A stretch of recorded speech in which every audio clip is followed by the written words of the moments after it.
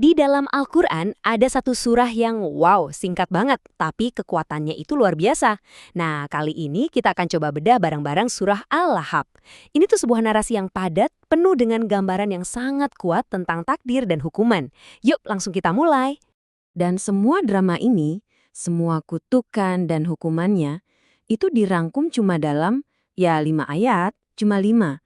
5 kalimat singkat yang melukiskan sebuah kejatuhan yang bisa dibilang abadi.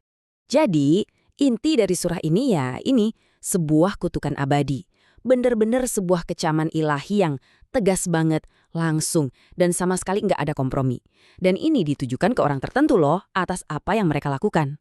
Oke, jadi pertanyaannya sekarang, apa sih ceritanya? Kenapa sampai ada 5 ayat sekeras ini? Siapa tokoh utamanya? Dan kenapa nasib mereka itu digambarkan dengan begitu jelas, begitu gamblang? Nah, mari kita lihat lebih dalam. Surah ini itu nggak buang-buang waktu, beneran. Ayat pertamanya aja langsung dibuka dengan kutukan. Dan kutukannya ini spesifik banget, ditujukan buat satu nama, Abu Lahab.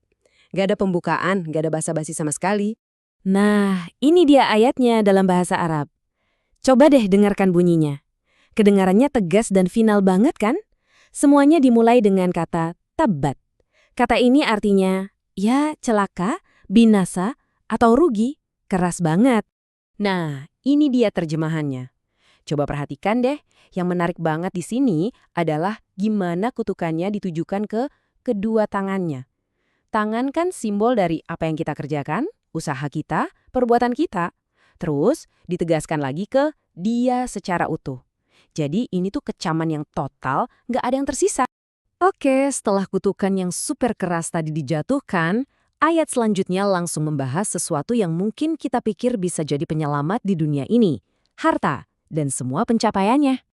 Jadi, poin utamanya di sini tuh jelas banget. Status, kekayaan, pencapaian, semuanya itu dianggap nggak ada gunanya, nggak relevan sama sekali dalam konteks ini. Teksnya menegaskan kalau nggak ada harta benda atau hasil kerja keras duniawi yang bisa, katakanlah, membatalkan atau melindungi dia dari takdir yang udah ditetapkan ini. Nah, disinilah surah ini jadi, puitis sekaligus simbolis banget. Bagian berikutnya itu menjelaskan secara detail hukuman yang menanti. Dan bukan cuma buat Abu Lahab loh, tapi juga buat istrinya. Gambarannya itu spesifik sekali. Oke, mari kita fokus sebentar ke namanya Abu Lahab. Kadang kan nama itu punya arti yang dalam ya. Dan, dalam kasus ini hubungannya itu langsung banget dan jujur cukup mengejutkan. Jadi, lahap itu sendiri dalam bahasa Arab artinya adalah nyala api atau gejolak api. Coba deh, ingat-ingat arti ini baik-baik karena pas kita lihat ayat berikutnya, ini ada semacam permainan kata yang luar biasa. Nah, ini dia puncaknya. Disinilah kita lihat semacam keadilan poetis yang bikin merinding.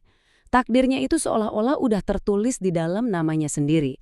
Abu Lahab akan masuk ke dalam api Zata Lahab, api yang punya lahap atau gejolak.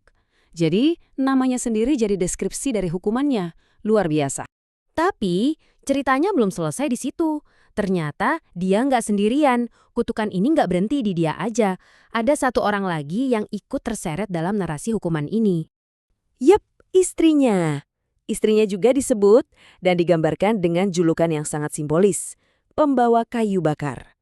Nah, ini sering ditafsirkan sebagai kiasan metafora untuk perannya yang suka menyebar fitnah, memanaskan konflik, seolah-olah dialah yang bawa bahan bakar buat menyulut api permusuhan.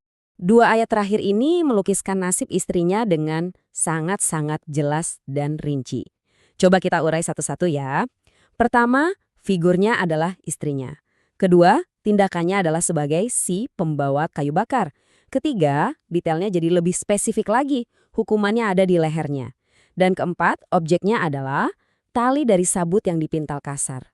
Ini gambaran yang sangat kasar, merendahkan, dan benar-benar hukuman yang personal banget. Oke, jadi setelah kita lihat kelima ayat tadi, kira-kira pesan mendalam apa sih yang bisa kita ambil dari narasi yang begitu padat dan kuat ini? Kalau mau disimpulkan, surah Al-Lahab ini pada dasarnya adalah sebuah potret hukuman ilahi yang luar biasa spesifik.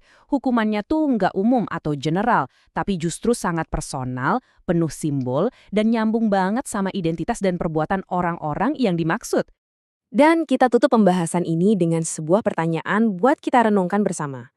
Kenapa ya gambaran-gambaran hukuman di surah ini api yang bergejolak, yang bahkan mencerminkan nama seseorang, dan tali sabut yang kasar itu, kok rasanya masih begitu kuat efeknya, bahkan setelah lebih dari 1400 tahun? Mungkin ini menunjukkan betapa dahsyatnya kekuatan bahasa dan simbolisme dalam menyampaikan sebuah pesan yang bisa menembus waktu.